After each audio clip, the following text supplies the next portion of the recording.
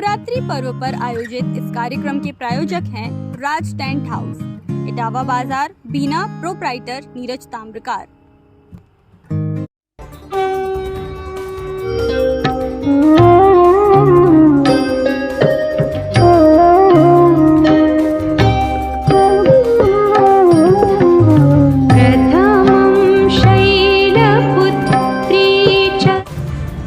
सभी today MP express के दर्शकों के लिए मैं राजेश जैन जय माता दी के साथ सादर प्रणाम करता हूँ।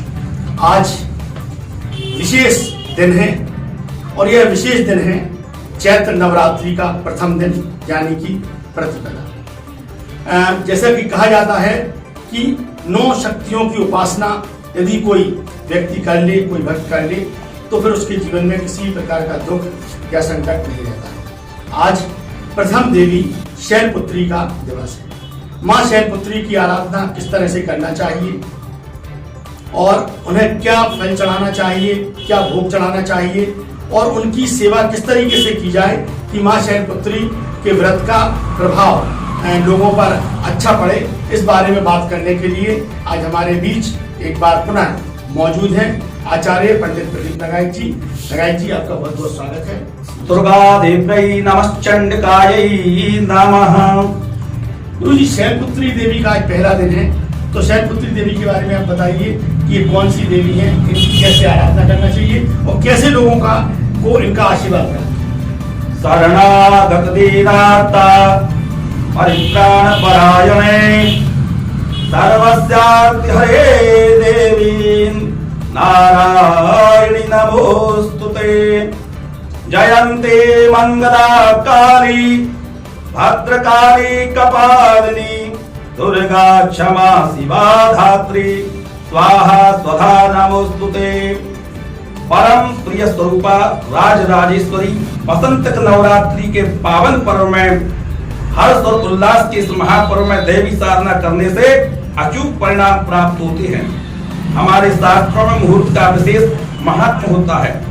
सर्वप्रथम शैलपुत्री की साधना इस वर्ष नया संवत्सर 2080 के 1945 नल नाम का संवत्सर है।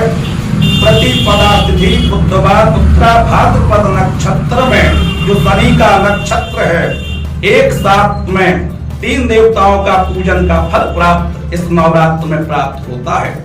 पहला माँ भगवती जगदम्बा दुर्गा की साधना करने का फल, दूसरा रामनवमी के रूप में भगवान श्री राम का जन्म, तृतीय हनुमान जयंती, हनुमत उत्सव, हनुमत प्रकट उत्सव के दिवस में हनुमत साधना का फल प्राप्त होता है।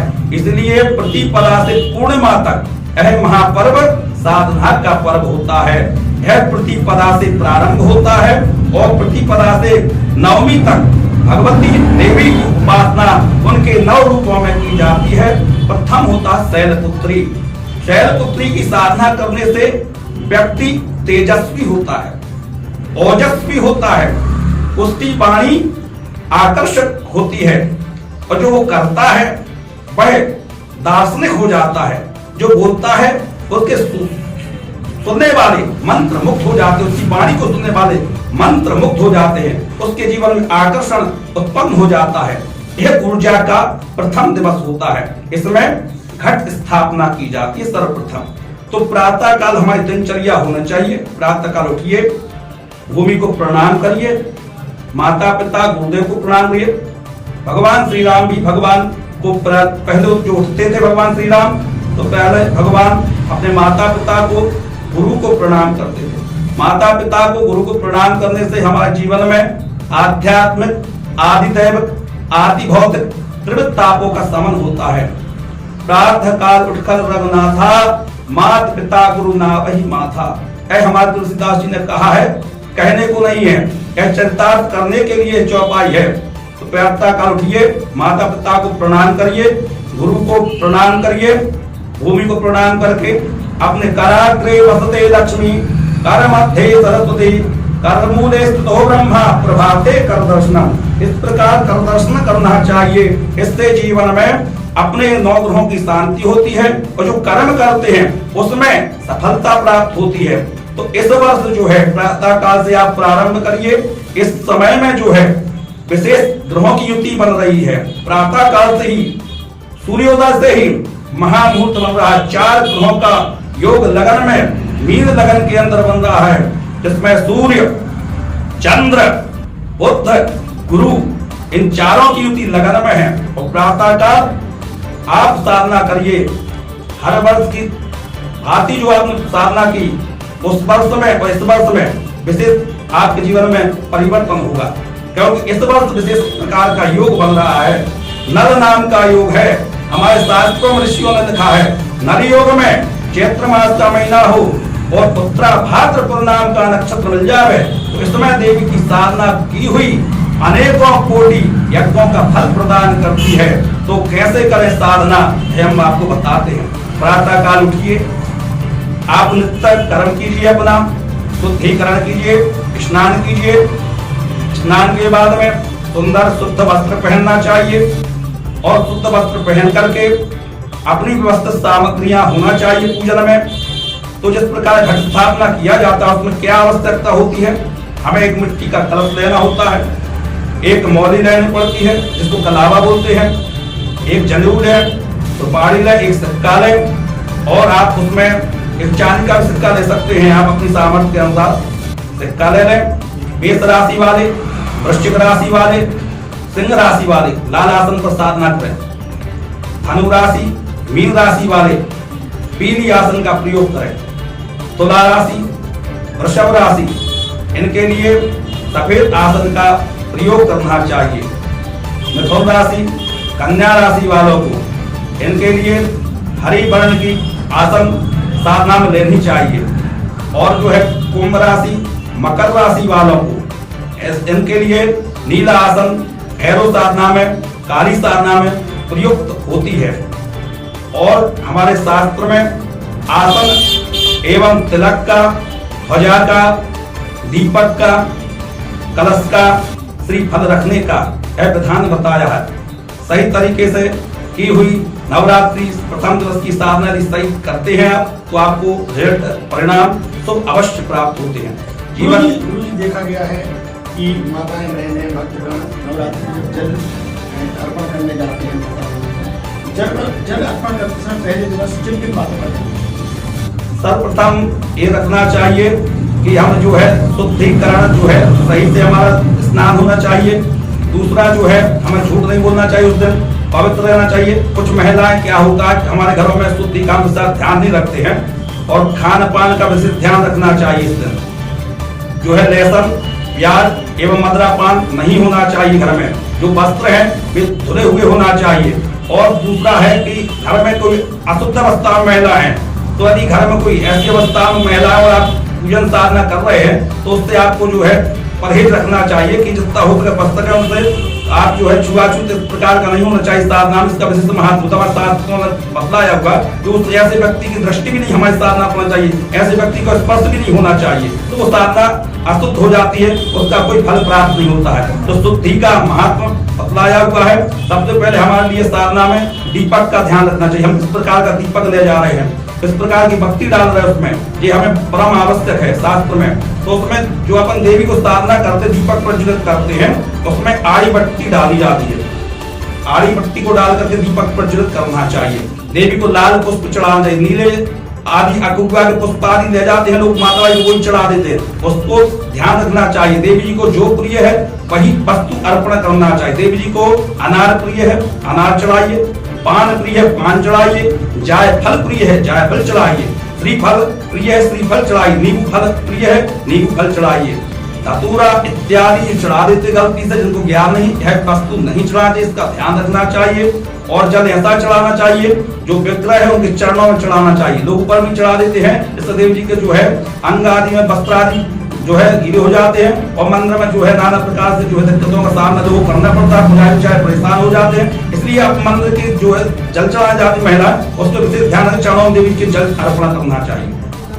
इन चीजों का महत्व है। गुरु जी, शैलपुत्री देवी जो पहली देवी है, इन्हें क्या भोग पसंद है, कौन से पुष्प पसंद है, ताकि लोगों को जल्दी से जल्दी उनकी पूजा का प्रचलन हो। सर्वप्रथम घट स्थापना कर लें। प्रथम दिवस घट में जो है जल भरें उसमें एक सिक्का डाल दें, चांदी का सिक्का डाल दें, मोरी लपेट दें, एक स्वस्तिक बना दें सिंदूर से, और उस पर जो है गेहूं या चावल नीचे रख दें और जवारे बूते हैं इसको खाद डाल दें और उस पर से फल के सहित जो है घट स्थापित कर दे। ओम शैलपुत्री देवै नमः ऐसा बोल रहे हैं। अरे गृहस्थी में आप हैं, मंत्र नहीं जानते हैं, कोई ब्राह्मण आपके पास नहीं है, ये सरल विधि उनके लिए है जो गृहस्थ में थोड़े से छोटे रूप में पूजन करना चाहे तो उनके लिए, कोई विद्वानों के लिए है प्रयोग नहीं है। जो छोटे से छोटे व्यक्ति जो है घर में गृहस्थी जीवन में इसको कर सके उनके लिए नियम है।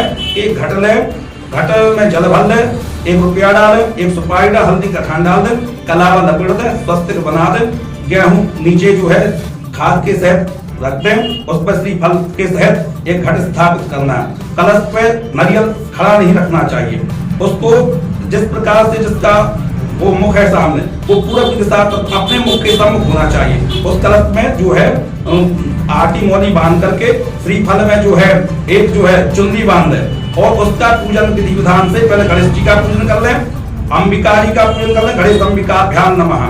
चंदन चावल फूल में लगा करके गणेश जी की प्रतिमा हो, गौरी जी की प्रतिमा हो, वहां छोड़ दें। भगवान वरुण देवता का उसी कलश में ध्यान कर लें। ओम गंगाई नमः, नर्मदा देवी नमः, हे तीर्थ देवताभ्यो नमः। ये सभी प्रकार के तीर्थ देवता आप इस कलश में विराजमान होइए, हम आपका पूजन करना चाहते हैं। तो उनका चंदन चावल को चढ़ा दे, धूप दीप दिखा दे, जो आपकी सामर्थ्य में हो, प्रसाद घर में हो वह आप भगवती को अर्पण कर दें। हलवा बना लें, आभाव में पंजरी बना लें और हो सके जो मिष्ठान हो श्रद्धा पूर्वक माँ को अर्पण करें। फल में जो है अनार फल हो वो माँ को अर्पण कर दें, नींबू फल अर्पण कर दें। इस प्रकार से माँ को नैवेद्य अर्पण, केला फल अर्पण कर दें। इस प्रकार से भगवती का ओम ऐं ह्रीं क्लीं चामुंडायै विच्चे नमः यह मंत्र नवारण मंत्र होता है। जिस प्रकार रामायण का सार होता है ओम श्री सीताराम, यह मंत्र होता है। भागवत का निचोड़ है ओम नमो भगवते वासुदेवाय नमः। उसी प्रकार सभी देवी उपासनाओं का पूर्ण मंत्र यही है ओम ऐं ह्रीं क्लीं चामुंडाई विच्चे नमः। यह दुर्गा सप्तती श्रीमद् भागवत महापुराण का यह निचोड़ है। इसी का मंत्र 9 दिन तक साधना में करना चाहिए। प्रतिदिन इसकी 11 माला करना चाहिए। 9 दिन में 9000 हो जाता है। इसका एक लघु पुरस्चरण हो जाता है। जितने अक्षर होते मंत्र में उतने हजार, उतने लाख, उतने करोड़ करने से वह पुरस्चरण हो जाता है। 9000 जाप कर लेने से इस मंत्र का 9000 का पुरस्चरण हो जाता है, दशांश सहित हो जाता है, जिससे मारी महामारी रोग शोक ताप नष्ट हो जाते। जिस प्रकार से सूर्योदय होता है उसी प्रकार से अंधकार चला जाता है, उसी प्रकार माँ की साधना से दुख और दुर्भाग्य दूर हो जाते हैं, सुख सौभाग्य की प्राप्ति होती है। देहि सौभाग्यम आरोग्यम देहि में परमं सुखम रूपम देहि जयम देहि यशो देहि त्रिशो जहि। कलश में भगवती का ध्यान करें। हे माँ शैलपुत्री, हम आज आपकी प्रतिपदा तिथि है, इस बार में बुधवार है, जो बार हो उसका ध्यान कर ले। जगदम्बा से संकल्प करके प्रार्थना करें, हे देवी मैं आपकी उपासना करना चाहता हूँ, आपकी कृपा हमारे परिवार पे हो, हमारे परिवार के साथ साथ सभी का कल्याण हो, देश का कल्याण हो। इस प्रकार से साधना करना चाहिए। देश में जो है हमारे 2 विशेष वस्तुएं रही हैं, साधना एक उपासना। साधना समर्पण का विषय है और उपासना एक कर्म है जिसमें साधन होता है मंत्र साधन। तो इन दोनों के जब जो मिलन हो जाता है तो हमारी साधना विकसित हो जाती है, हम ऊर्जावान हो जाते हैं। तो ऊर्जा की प्राप्ति कैसे हो? ऊर्जा की प्राप्ति के लिए हम मंत्र चेतना साधना करना चाहिए। तो इस दिन मंत्र जो जप करते हैं उसका करोड़ों कोटि फल प्राप्त होता है। तो इस दिन माँ शैलपुत्री का ध्यान करते हुए कलश में पूजन पंचोपचार से चंदन अक्षत पुष्प धूप दीप दिखा करके खीर का प्रसाद, माता को केसर युक्त खीर अर्पण करनी चाहिए, बतेसा चढ़ाना चाहिए। देवी को जाय फल प्रिय है, यह फल विशेष माँ को अपनी कामना से अर्पण करना चाहिए। एक कुंवारी कन्या को, कन्या का मतलब है 8 वर्ष की कन्या जो होती है, 1 वर्ष से 8 वर्ष की कन्या को कन्या कहा जाता है। कोई बालिका हो 1 से 8 वर्ष की, उसको कन्या की संज्ञा कही गई है।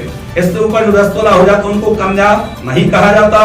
उनको भोजन या पूजन करने से किया हुआ अपना कार्य साधना फल प्रदान नहीं करती है। इसलिए 8 वर्ष तक की कन्या का पूजन करना चाहिए, उसको श्रृंगार सामग्री अर्पण करना चाहिए, उसका पूजन करना चाहिए, उसको मिष्ठान आदि वस्त्र आदि अलंकार अर्पण करना चाहिए। इस प्रकार से जो शैलपुत्री की साधना करता है, शैलपुत्री की साधना में एक विशेष आपको नियम करना है कि दुर्गा चालीसा का हो सके तो पाठ करिए। दुर्गा सप्तती 13 अध्यायों में परिणित है, इसके 13 अध्याय होते हैं। यदि इसमें से कोई भी आपकी मनोकामना है, जैसे शत्रु की समस्या है, तो आप उसका 6वां अध्याय पाठ कर ले मात्र। यदि आप धन संपदा ऐश्वर्य चाहिए तो 11वां अध्याय देवी जी का आप सप्तती दुर्गा सप्तती का पाठ करिए। पहले ओम ऐं ह्रीं क्लीं चामुंडाय विच्चे का 108 बार जप कर लें। 11वां अध्याय का हिंदी अनुवाद पाठ करें। फिर इसके बाद में ओम ऐं ह्रीं क्लीं चामुंडाय विच्चे नमः इस मंत्र का जप करें। यथा भक्ति यथा शक्ति अग्नि प्रज्वलित करके गणपतये स्वाहा, गौर्यै स्वाहा, वरुणाय स्वाहा, षोडश मातृकायै स्वाहा, सप्तश मातृकायै स्वाहा, नवग्रह देवताभ्यो स्वाहा, सर्वेभ्यो देवताभ्यो स्वाहा, ओम ऐं ह्रीं क्लीं चामुंडाय विच्चे स्वाहा। इतने नामों से आप अपने कुल देवी देवताओं के सहित सभी की जो है मंत्रों की आहुति दें। जो गुरु से मंत्र प्राप्त हुआ हो उसकी आहुति दें। इस प्रकार से माँ देवी की प्रथम दिन की साधना करते हुए सुबह में भगवती का पूजन करें, शाम को जय अम्बे गौरी की भगवती की आरती करें। ओम ऐं ह्रीं क्लीं चामुंडाय विच्चे का जब 24 घंटे चलते फिरते भी करिए और आसन में बैठकर भी करिए। यह उपासना का समय है। सबका कल्याण करें माँ, सबका अभुदय हो। जय गुरुदेव। तो ये थे आचार्य पंडित प्रदीप नगाई जी, जिन्होंने हमें नवरात्रि के प्रतिदिन जो माता के विभिन्न स्वरूप होते हैं, 9 स्वरूप होते हैं, उनकी किस तरह से आराधना करना चाहिए, उनकी पूजा अर्चना कैसे करना चाहिए और उससे हमें किस फल की प्राप्ति होती है इत्यादि उन्होंने बताया। गुरु जी हम बहुत बहुत आभारी हैं आपके। आप हमारे टुडे एमपी एक्सप्रेस के स्टूडियो में आए, अपना कीमती समय दिया। जय माता। ह्रीं विद्यावंतम यशस्वंतम लक्ष्मीवंतम जनम कुरु, रूपम देहि जयम देहि यशो देहि यशो जहि। माँ भगवती अनुग्रह करने वाली, दया करने वाली माँ देवी दुर्गा हैं। इनकी साधना से जीवन परिपक्व होता है। इसी संदर्भ में हमारे श्री राजेश जैन जी के पत्रकार जी जो हैं, इनका बड़ा सहयोग इस साधना में आप लोगों के लिए प्राप्त हो रहा है।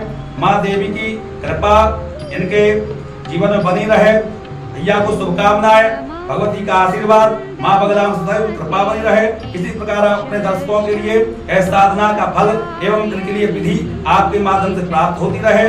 नाम का चैनल है, इसके लिए आप दर्शकों के लिए शुभकामनाएं।